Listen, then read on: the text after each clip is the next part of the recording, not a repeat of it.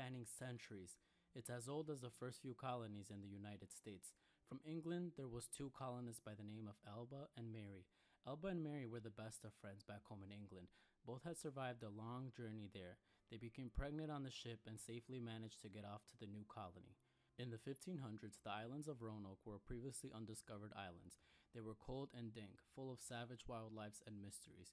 Their husbands had not made the journey from England as they died of a seaborne illness.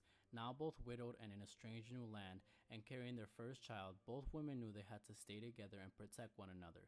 Each week, there was less and less food for the colonists. The new colony had an idea to mix in with the natives inhabiting the neighboring lands. The Traho tribe were not kind to the foreigners, and they were very defensive against their lands. One day, while the women were out looking for berries and small animals to eat, one of the tribe members shot the two women in the ankles. As the woman fell, the tribe members kidnapped Elba and Mary. The women were both 8 months pregnant and only had 4 more weeks to give birth. The adrenaline and fear shocked the two women into an early birth. In a weird moment of grace, the natives safely delivered the two babies, not even giving the women a chance to recover. The natives cut their throats and made the newborns drink the blood of their mother's neck. Baby cries and chanting scattered throughout the native land. The rich maroon blood covered the babies as the two women now lying still at the feet of the natives. The natives ate the two women gruesomely and momentarily took care of the newborns. Whispers and words spread throughout the colonists, and they went on the lookout for the two lost pregnant women. They were very saddened to find the woman had been dismembered and ate by the natives. There was a big conflict between the two civilizations, but luckily the colonists managed to get the newborns back. As the colonists fled the native lands, they were totally unaware of the curse the elder tribe had put on the two babies. Jonathan and Delvin were cursed with ancient magic blood oaths to live an eternal struggle of carnage, hunger, and flesh. During the 1600s, at the colony, when the children reached adulthood, something inside them grew stronger. A type of hunger, food and meat could not suffice. Jonathan had lured one of the colonists into the forest and ripped his head off. Both him and Delvin kneeled to the ground and began to devour the other colonists. They tied heavy rocks to the ankles and watched what was left of the bloody corpse sink to the bottom of the river. The body was never recovered. Their insatiable hunger was satisfied, for now. Some time went by and Jonathan and Delvin both married colonist girls and eventually had children. Intrigued that both of them had sons, they wondered if this would be the case for their grandchildren.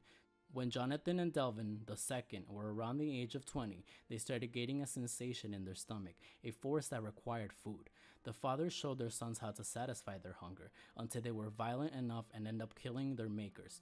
When Jonathan and Delvin Jr. had sons of their own, they noticed something even darker. The next generation would have a hunger for blood and carnage greater than that of their father. By 1925, centuries after the two women were murdered on the Roanoke colony, there lived two young adults named Jason and Dylan living in Massachusetts, working together in a little startup company as carpenters.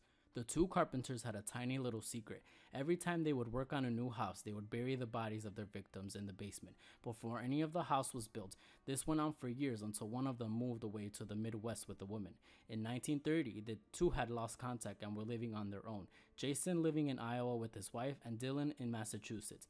In May of 1933, the growing city of Chicago hosted its latest World's Fair, and the two men ditched their lives and partners to be in Chicago to continue their murder spree.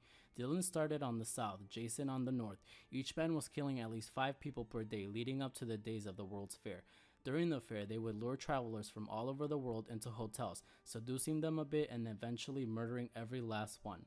After the fair, the two kept killing on their own, and one day the old friends ran into each other pursuing the same man. They both had the same strategy, the same finesse in the murders, never leaving evidence, never getting caught. Now that the friends were once again reunited, they worked together, perfecting the game. The Chicago police would always be 3 steps behind of the famous duo. In total, the Chicago killers murdered and dismembered and ate the remains of close to 120 victims by 1940. The two knew that their legacy could not die and that eventually they had to have sons of their own, Jackson and Daniel. Decades went on with the sons participating in the same. In the year of 1996, a Hispanic boy was born into a quiet family. The following year, another boy was born in the same city. These two would be the grandkids of the famous Chicago killer duo, the same bloodline spanning centuries and dating back all the way to the first days of the new colony, where in Roanoke. The curse of ancient magic and blood oaths still lives on and is more deadlier than ever. The hunger is greater than the last father and has been this way for centuries. Serious warning. If you live in the Chicagoland area, please be very aware of two friends that seem inseparable. The names of the grandchildren are unknown, but most definitely would start with a J and a D. Both men would be around the age of 22 to 26. This is the age the bloodlust hunger awakens, a hunger so violent and bloody. Nobody is safe. They may appear to be nice. They may try to be your friend. They might even try to seduce you. If you know of any two friends like this, run the other way. J and D will forever be hungry.